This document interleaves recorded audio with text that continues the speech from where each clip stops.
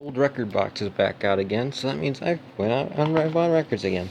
This time I was on a limited budget though, so it's not going to be a huge amount of items, and I might be able to show you everything in one video. So let us begin, shall we? By opening the box.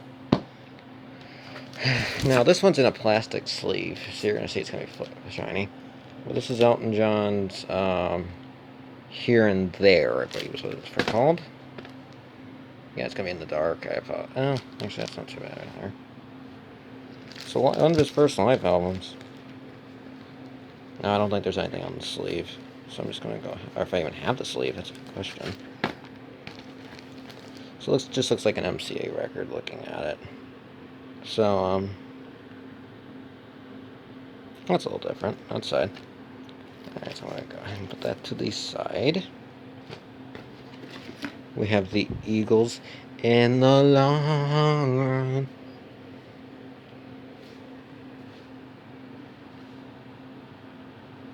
A heartache tonight. So here's the Eagles with that date.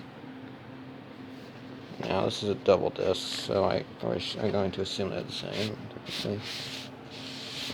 Okay, the sleeves are only the same probably. There you are. Disc 2.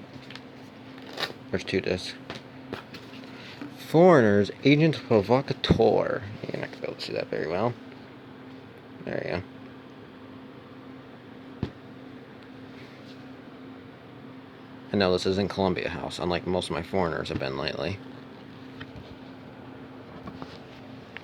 Now, like my other Foreigner albums, they have the lyrics printed on here. So you may not know this album, but you may know it for one song, which I'll highlight if it's on the right side of the disc here. It's I Wanna Know What Love Is. It's number 3 on this side. You can't see it, but I might be able to see if I put it on here.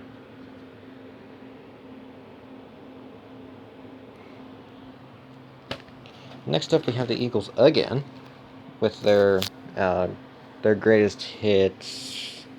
I believe it's called So Far. In plastic sleeve, or excuse me, in plastic cover. I'm not pulling out the sleeves unless it's like there's something really interesting to note. And there's that one. And we have Styx with the Grand Illusion. Again, some of it's going to be hard to see in the dark here.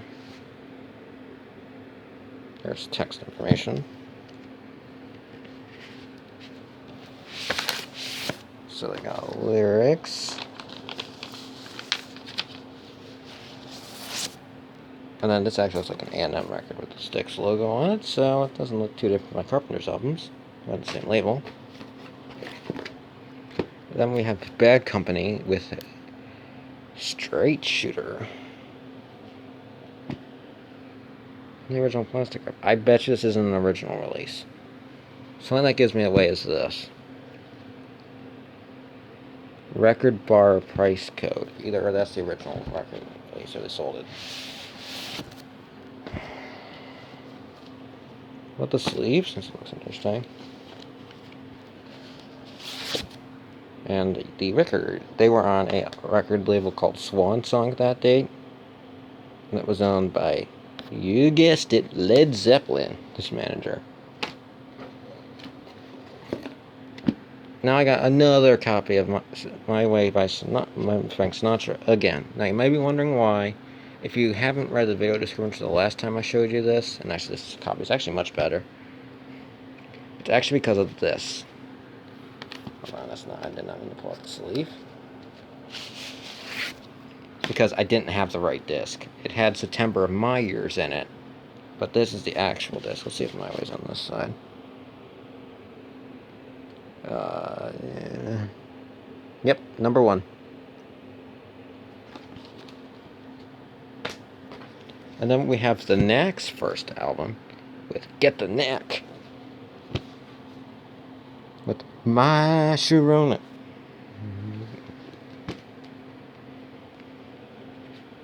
No, I was trying to pull out the paper sleeve, and I guess not. Oh, hey, it's another Capitol Records. I've seen this with I am so dumb. Later Beatles releases from the 6s, 70s, where so I quickly checked the sleeve, the paper sleeve, and it was just a dark color, so it's not worth seeing. Next up, we have the Bee Gees' Greatest, which is a double disc Bee Gees album. There's Barry. The song listing. There's Robin, and there's Maurice. Now, this came out after Spirits had flown as their last album on RSO. Ooh, that one doesn't have a sleeve. But hey, at least you can see the records, no? Oh, fudge. I bet you there's some variety to these. I'll come back and film another one. I need to do the other ones anyway, so I might as well just do the next ones. Next up, I need to cover this up because there's someone's name on it. This is Grover Washington Jr.'s Mr. Magic. This is a early smooth jazz album that was mentioned in the Vox Earworm video series on it. And here's a nice thing here. I like these sleeves sometimes. I'm actually just going to go ahead and leave it in the sleeve because it's a nice yellow label. Next up, we're going back to the past with my final album. We're going back to 1955. This version probably isn't from 1955, but still. This is Merry Christmas from Bing Crosby. Now, well, yes, so Bing Crosby.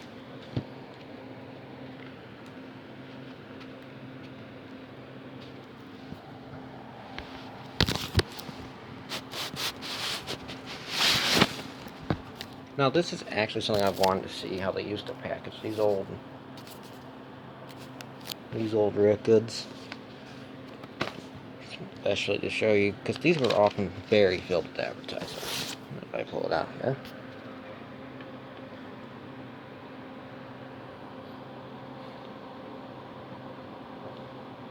There's this version of Silver Bells, Santa Claus is Coming to Town, Jingle Bells. It's beginning to look a lot like Christmas. And a few others. White Christmas, there's a good classic. And actually with that, that's all of my collection that I've got this time. Not a huge number. I was on a limited budget. So, well, there you go.